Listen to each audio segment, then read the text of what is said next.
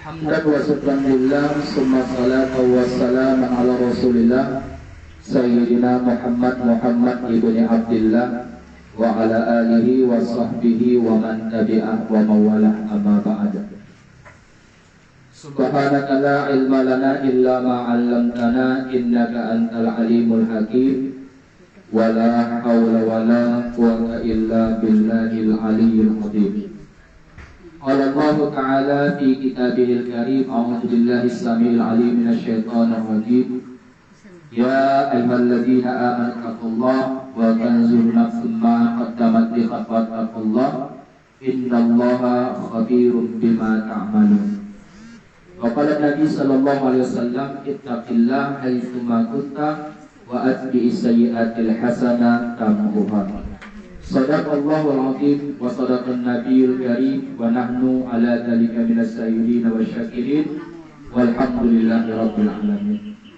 Ibu-ibu, orang-orang tua kami yang dirahmati dan dimuliakan oleh Allah, wabil khusus ahli bait di rumah yang bertuah ini. Sembari sama kita puja dan kita puji Allah dan mengucapkan kalimat hamdalah, yakni alhamdulillahi rabbil alamin. Mudah-mudahan kita semua termasuk orang-orang yang telah nanti di yaumul akhir adalah orang yang termasuk orang yang bersyukur di hadapan Allah, karena kita manfaatkan setiap nikmat yang telah diberikan oleh Allah untuk mendekatkan diri kepada Allah Subhanahu wa Ta'ala. Salawat dan salam kita hadiahkan kepada ruh junjungan Nabi kita, Nabi Muhammad Rasulullah sallallahu alaihi wasallam. Mudah-mudahan nanti di yaumul akhir kita termasuk orang-orang yang mendapat syafaatnya. Amin ya Allah ya rabbal alamin. Ibu-ibu, orang tua yang dirahmati oleh Allah Subhanahu wa Ta'ala, baru saja tadi kita membacakan beberapa ayat-ayat thayyibah, surah-surah pendek dari Al-Qur'anul Karim. Mudah-mudahan setiap apa yang kita bacakan tadi dapat menambah nilai-nilai keimanan dan ketakwaan kita kepada Allah Subhanahu wa Ta'ala. Dan semoga apa yang dihajatkan dapat dikabulkan oleh Allah Subhanahu wa Ta'ala. Berkaitan dengan pembacaan ayat suci Al-Qur'an, kali ini kita akan menyampaikan 7 keutamaan membaca Quran. 7 keutamaan tentang Al-Quran. Jadi bukan tak ada manfaat kita baca Quran ini, ada manfaatnya untuk kita.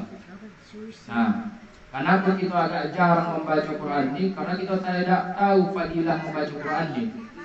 Padahal kalau kita yakini Al-Quran ini banyak mendatangkan manfaat, banyak mendatangkan keutamaan. Makanya dalam kesempatan ini untuk mengangkat ghirah semangat kita untuk membaca Al-Quran, maka kita sampaikan dalam kesempatan ini ada 7 keutamaan. Pertama, ibu orang tua yang dirahmati oleh Allah, siapa saja yang membaca Al-Quran, dia kata Allah dan Rasulnya akan menjadi orang yang terbaik. Bukan berarti yang tadi itu tak baca Quran tak terbaik, Pak. Itu kan ada halangan pula, ya kan? Dia tidak ada halangan dan dia bisa baca Quran, tapi tak baca Quran, berarti dia melepaskan satu keistimewaan dari Allah Subhanahu wa Ta'ala. Karena Rasul sendiri mengatakan khairun nas man ta'allamal Qur'ana wa 'allama. Orang yang terbaik itu adalah manusia yang mau membaca Quran, mengamalkan Quran dan mengajarkannya. Maka beruntunglah kita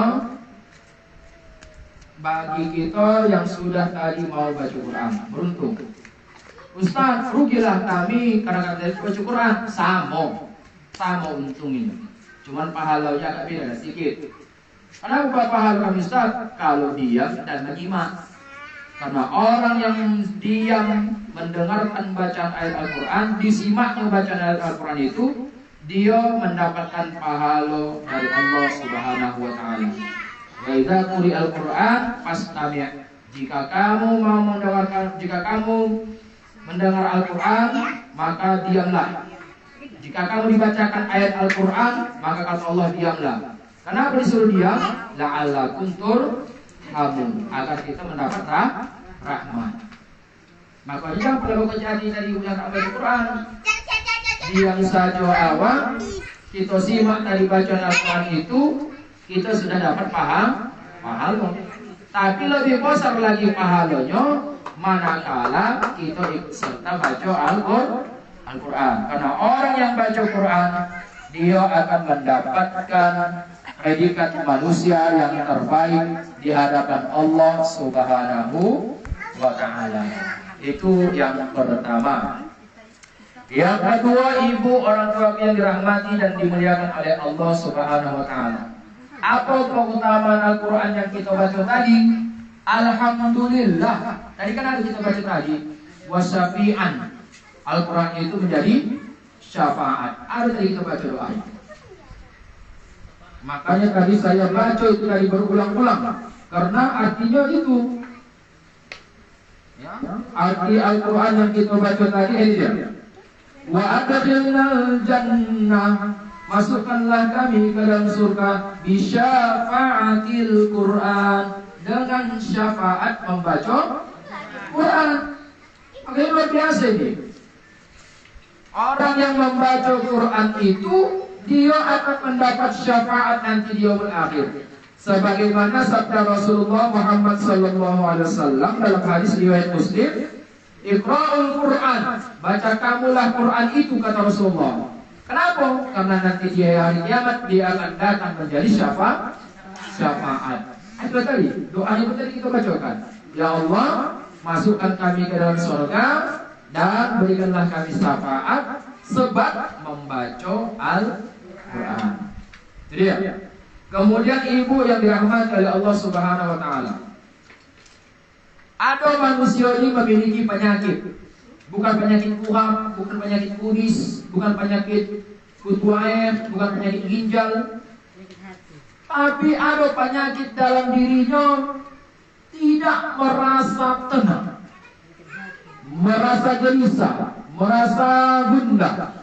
Pokoknya gegana, gelisah, galau, merana.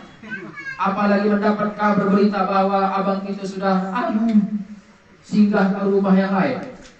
Ya, pas macam lagu siapa itu ya? LPL, Tamala, bukan. Ritwan. Mana mungkin suamiku? Siapa ini? Alwi Sukaisi. Gula-gula ya kan, gula-gula. Gitu. Coba. Kadang kabar berita, jangan seakan-akan coba canggih di live streaming orang. Macam ini live streaming ini. Woi, lagi ku tengok mas ke rumah janda satu tu ha. Tak mungkin. Tengok kau buka FB ku yo. Mas tewak kami ya. Di janda lagi kau dah. Mas tak tahu dia tak tabayun dia rupanya lagi yang kan Gojek. Mengantar GoFood. Tengok lagi kau tu membawa makanan, dia antarkan ke janda satu tu. Iya pula Pak. Sebelum pulang dia rasanya di paha. Cocang lagi kawan. Biar bang tak dapat, kawan itu tak dapat. Apa dia cocok? Gelisah hatinya, gundah. Ternyata obatnya bukan pergi ke dokter. Dokter bukan solusi untuk mengobati hati yang gelisah. Kemana yang pergi? Allah katakan dalam Al-Quran, karena Al-Quran itu huwa sifat, obat dari segala obat. Hati yang gundah gulana disuruh oleh Allah banyak-banyaklah berzikir. Salah satu nama Quran adalah Az-Zikra. Ala bi zikrillahi tatma'innul qulub. Al-Quran itu adalah sumber zikir. Maka kalau hati kita ingin tenang, kata Allah, banyak-banyaklah baca Quran. Tak apa orang marah sambil mengaji, tak apa. A'udzu billahi minasyaitonir rajim. Bismillahirrahmanirrahim. Tak apa orang marah sambil Allahu la ilaha illa huwal hayyul qayyum. Tak apa. Pasti kalau membaca Quran pasti orang mati. Pasti benar. Berarti Al-Quran itu membuat orang yang membaca mendatangkan rahmat sehingga hatinya bisa toh. Wah, teori kan kita mau baca, toh hati kita. Walaupun situasinya agak memang begitu lah. 10 pas ku tengok 1, 2. 8 itu harus di luar. Toh hati kita, tak ada rasa panas. Kita tak ada begitu pasti, ha? Karena kita sehari sah. Kok tidak pakai beda juga? Diolahkan hari itu. Tonang hati kita yang tadi itu baca Quran la ilaha illallah Muhammad Rasulullah. Ya. Kemudian yang keempat, orang yang baca Quran itu kata Rasulullah Muhammad SAW, pernah Rasulullah mengingatkan Abu Dzar. Disuruh oleh Rasulullah, wahai Abu Dzar, kamu pergi untuk mempelajari satu ayat Al-Quran itu lebih baik daripada, kata Rasulullah, salat 100 rakaat. Hadis riwayat Hasan, riwayat Ibnu Majah.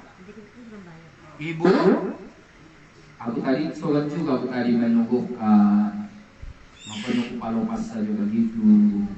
Tapi kalau kau masih sedikit hafal tadi, butuhkan juga. Nah,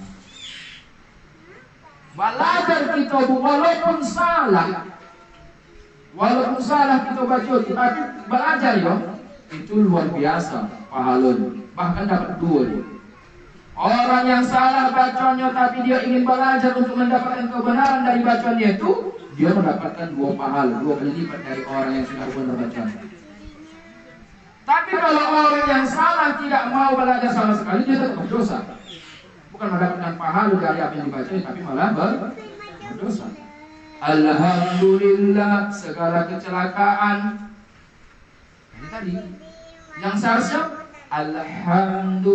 alhamdu segala puji. Wal as, bukan wal as. Kalau wal as itu sin. Wal as, begitu kata guru kita Ustaz Ismail. Ya, saya beli kitab Diamatan Al-Zajari, belajar sama dia. Nah, jadi ibu orang tua yang dirahmati oleh Allah Subhanahu Wa Taala, sekarang tak usah lagi mengajar, aja. Jadi mempelajari satu ayat, kita pelajari satu ayat, sudah kita baca, kita pelajari dengan baik, lalu kita kupas tuntas. Contoh, sebagaimana Allah Subhanahu Wa Taala berfirman, wa'budullaha la tusriku bihi syai'an wa bil walidaini ihsana. Stop sampai situ dulu. Kita bahas. Wa'budullaha wa la tusyriku bihi syai'an. Sembah kamulah aku, kata Allah, dan jangan kamu sekutukan Allah dengan sesuatu apapun. Dibahas apa yang bentuk-bentuk yang menyebutkan Allah, termasuklah, mohon maaf, bukan hanya memasang jimat saja, bukan memasang susu, bukan pergi ke dukun, percaya kepada kuburan-kuburan yang apa, lalu kita minta pertolongan dari itu, bukan. Itu sudah nampak kejarawasan. Tapi ada penyakit syirik dalam diri kita tanpa kita sadari. Apa itu? Merasa memiliki. Hubungan manusia dengan Allah, manusia merasa memiliki, seolah Allah tidak punya hak untuk apa yang kita miliki. Ini bahayanya. Itu adalah sifat syirik, sifat kesyirikan yang tanpa kita sadar, merasa memiliki. Padahal satu pun, walillahi ma fis samawati wal ardh, tidak ada satu pun milik kita. Allah katakan dalam Al-Quran, semua yang ada di langit dan di bumi itu milik Allah Subhanahu wa Ta'ala. Sobat kita merasa Allah itu milikku ya Allah, kenapa kau ambil? Berarti kita sudah syirik di hadapan Allah. Kenapa? Karena ada satu benda lalu diakui oleh 2 orang pemilik, maka pasti akan timbul pertengkaran. Begitulah kita mengakui milik kita dan Allah mengakui itu miliknya. Bahwa orang tidak kita sama Allah. Sifat durhaka yang paling besar menentang Allah Subhanahu wa Ta'ala. Begitu maksudnya membahas. Kita bahas satu ayat itu. Makanya kalau bisa ibu-ibu, kalau bisa Kalau bisa pula. Nanti pertemuan-pertemuan akan datang, kita bahas. Kita ini kan membaca Yasin gitu nih kan. Kita bahas supaya Yasin wal Qur'anil Karim. Salah. Wal Qur'anil Hakim. Innaka laminal mursalin ala siratim mustaqim. Stop sampai situ. Kita baca, kita bahas, kita artikan dulu, baru kita pahami bersama-sama apa maksudnya. Bukan berdasarkan nafsu, kita bawa nanti tafsirnya agar kita tidak salah haji. Karena ilmu kita terbatas. Ya, ilmu kita terbatas. Kita hanya bisa mampu membaca Quran itu dengan pendek, panjang, gunnah, idgham, izhar dan lain sebagainya. Tapi kalau untuk menafsirkan kita tidak mampu. Butuh 7 ilmu, harus menguasainya. Kalau tak ada 7 ilmu ini tak bisa kita menafsirkan sembarang tafsir Al-Quran. Yang boleh kita membaca Quran tafsiran. Barulah kita pahamkan dalam kehidupan. Kata Rasulullah, orang yang mempelajari satu ayat itu lebih baik dari 100 rakaat. Ibu sholat sampai 100 rakaat. Assalamualaikum warahmatullahi wabarakatuh. Allahu Akbar. Assalamualaikum warahmatullahi wabarakatuh. Sampai 100 rakaat. Dibandingkan satu ayat membahas Al-Quran, itu lebih baik kata Rasulullah. Begitulah Rasulullah sampaikan kepada Abu Dzar sahabatnya. Hadis hasan riwayat Ibnu Majah. Yang kelima adalah beruntunglah ibu kalau anak ibu sekolahkan ke rumah tahfiz. Kenapa? Karena tujuannya untuk menghafal Quran. Karena awak tak mampu menyuruh anak kita menghafal. Karena kesibukan kita sehari-hari di rumah banyak. Bukan itu saja urusan kita. Iya kalau umpamanya anak kita satu bisa lagi terus.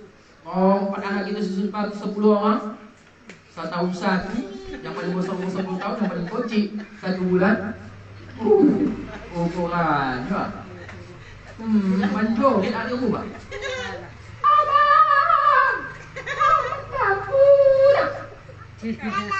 Tengok umur 10 tahun yang anak pertama. Balagilah. Tengok anak umur yang anak yang 6, umur yang 6 tahun. 6 tahun. Umur yang ke-4 tahun, umur yang ke-3 tahun, paling kecil umur 1 tahun, mati, mau gantung diri. Tak mampu kita mendidik melatih anak kita, apatah lagi kita bukan orang habis memang. Ya, salahkan omaknya habis, ayahnya habis, belum tentu anaknya bisa menjadi habis. Tapi tidak melenceng, tidak sedikit ada juga omak ayahnya habis, anaknya bisa juga habis. Ya, salahkan begitu saja berdoa, maka diantarkanlah ke rumah tahfiz. Carilah rumah-rumah tahfiz yang betul mengajarkan anak kita nih bagaimana cara baca Quran dengan baik dan benar. Kenapa Ustaz? Kalau hafal kita Quran, maka keutamaannya adalah dipasangkan mahkota kelak nanti di surga yang terbuat dari intan berlian, sebagaimana yang digambarkan oleh Rasulullah Muhammad SAW. Siapa saja yang membaca Quran dan mengamalkan isinya, kalau sudah mengamalkan isinya kan sudah habis itu, maka kepada orang tuanya mereka akan dipakaikan mahkota yang bercahaya-cahaya terbuat dari berlian. Mudah-mudahan anak-anak kita menjadi habis Quran. Panomat 4 kul ya ayyuhal kafirun, kul baca tidak. 4 kul ya ayyuhal kafirun. Kul yang pertama, kul huwallahu ahad, kul a'udzu birabbil falaq, kul a'udzu birabbin nas. Kalau udah hafal 4 kul ini jadilah. Tambah besok surah yang paling pendek, inna a'tainakal kautsar. Tambah lagi surah juz-juz amat pun bisa-bisa ikut juga menghafal. Masya Allah. Nah, yang ke-6, orang yang memahir baca Quran, kata Rasulullah Muhammad SAW, dia akan bersama malaikat kelak di surganya Allah. Jalan-jalan kita nanti di surganya Allah bersama malaikat. Sebagaimana yang digambarkan oleh Rasulullah dalam hadis Bukhari, Muslim, At-Tirmizi, Abu Daud dan Ad-Darimi, Orang yang membaca Quran dengan mahir akan bersama malaikat-malaikat yang suci. Wih, mudah-mudahan kita termasuk orang ahli Quran. Amin. Amin ya rabbal alamin. Ya. Kemudian yang terakhir, yang ketujuh, orang yang baca Quran itu makin banyak dia baca Quran, makin bagus baca Quran, maka makin tinggi pula lah tingkatan surga yang didapatnya. Artinya Bu, jangan berharap ibu kalau anda masuk surga Firdaus kalau hanya hafal Qulhuwallahu ahad saja. Itu pesan mereka. Qulhuwallahu ahad. Coba ulang lagi. Qulhuwallahu. Ulangi. Kul atau kul. Baca lagi. Kul. Udah bacanya tak benar, enggak suka Firdaus. Baca dulu. Tapi kalau ada niat ikhtiar untuk memperbaiki bacaan, dipanggil guru spesial datang ke rumah. Kalau sogan nawa rame-rame mengaji coburkan, panggil guru itu privat. Tak tolong kita sama dia, ajarkan saya Ustaz bagaimana cara membaca benar. Kenapa paling tidak Al-Fatihah itu bisa loh? Kenapa? Karena Al-Fatihah itu ada kaitannya dengan sholat. Kalau tak sempurna Al-Fatihah kita, satu huruf saja yang salah, maka Al-Fatihah itu salah. Kalau Al-Fatihah itu salah, sholat itu batal. Allahu Akbar. Bismillahirrahmanirrahim. Berapa kali salah? Bismillahirrahmanirrahim. Itu bukan huruf H, bukan huruf kerongkongan, tapi huruf mulut. Ha, huruf nafas. Bismillahirrahmanirrahim. Him. Walaupun nanti pada akhirnya lari-lari ke situ, tapi pada awalnya kita usahakan him. Itu yang maksud itu. Jadi ibu, jadi surga itu tergantung bacaan kita. Kata Rasulullah, sabda Rasulullah yang diriwayatkan oleh Imam Abu Daud, Ahmad dan Tirmizi, pembaca Al-Quran di akhirat akan diminta, bacalah Quran dan naiklah ke surga. Bacalah Quran dengan baik seperti yang kamu bacanya di dunia. Sebab kata Rasulullah, surga yang kau huni berdasarkan ayat yang kau baca. Maksudnya apa Ustaz? Kalau dan kul a'udzu birabbin nas, kul a'udzu birabbil falaq, kul a'udzu birabbil qulhuwallahu, itu yang sering kita baca. Anda mendapat surga jannat naik. Surga naik, surga Firdaus. Surga ekonomi lah. Tapi kalau kita tahu kan surah Al-Baqarah masuk Ali Imran, Ali Imran masuk An-Nisa, An-Nisa masuk Al-Maidah, masuk Al-An'am, masuk surah Al-A'raf, sampai nanti pada akhir surah An-Nas. Kita baca. Ya Allah, apalagi kita amalkan? Wah, luar biasa. Maka pantaslah orang yang baca Quran itu tempatnya nanti surga yang tertinggi. Tapi kalau dia membaca sambil mengamalkan Quran. Jadi ibu orang yang dirahmati Allah Subhanahu wa taala, inilah keutamaan Quran. Ada 7 macam. Maka dari apa yang kita sampaikan ini, janganlah bosan-bosan. Janganlah mengeluh. Janganlah pula gara-gara tadi ditukukan bayar. Kalau begitu anda ditukukan bayar. Ini macam budak-budak. Seharusnya bersyukurlah kita. Masih ada lagi orang yang mau menunggukan, memperbaiki bacaan malah dapat 2 pahala. Macam mana tadi Kak? Bis agak bis. Jangan bis. Itu huruf short itu. Bis. Jangan pula bis. Jangan pula lah bis. Itu huruf sin. Ya, hati-hati. Belajar. Saya dia bisa dan bisa. Maaf ya Bu, maaf saya bukan maaf. Aku sempat 3 kali kau togurkan. Tapi orangnya memang ahli Quran. Juara-juara MTQ tingkat nasional. Keluar sana, main di Batam, main di Maluku, main di Kalimantan. Rupanya dia jadi makmum, aku tak tahu. Ditubuhkan Ustaz. Tapi cara menubuhkannya enak, empat mata. Ustaz minta izin dan minta maaf. Kalau bacaan kita tuh hendak diapunkan sedikit. Apa itu? Gimana yang salah? Sampai bagi. Demi Allah saya katakan. Ini kejadian di Masjid Al-Falah Batulit. Mungkin pada saat itu ada kekhilafan yang saya baca. Tapi alhamdulillah ditubuhkannya saya. Dia bagaimana baca Al-Quran? Diajarkannya. Dapat baca. Jadi orang kali dirahmati Allah, janganlah sogan-sogan dan sungkan untuk memperbaiki bacaan. Apalagi ini adalah kalamullah, perkataan Allah. Tak salahkan surat awak saja, asal saja orang baca. Sakit hati awak. Dari adinda tersayang, saya sangat suka dengan abang. Coba bandingkan ya. Kita mulai. Dari adinda sayang, aku sangat suka sama abang. Coba lah. Macam mana itu? Dari bacaan pertama dan bacaan kedua. Jijik lah mendengar bacaan kedua tadi kan. Lebih suka bacaan yang pertama. Itu dia. Begitulah kadang-kadang bacaan Allah nih, kalamullah nih, firman Allah nih. Salahkan tulisan awak saja, dia orang salah baca orang udah pala awak. Apalagi bacaan ayat-ayat Allah. Jadi ibu, ilmu ini bertahap.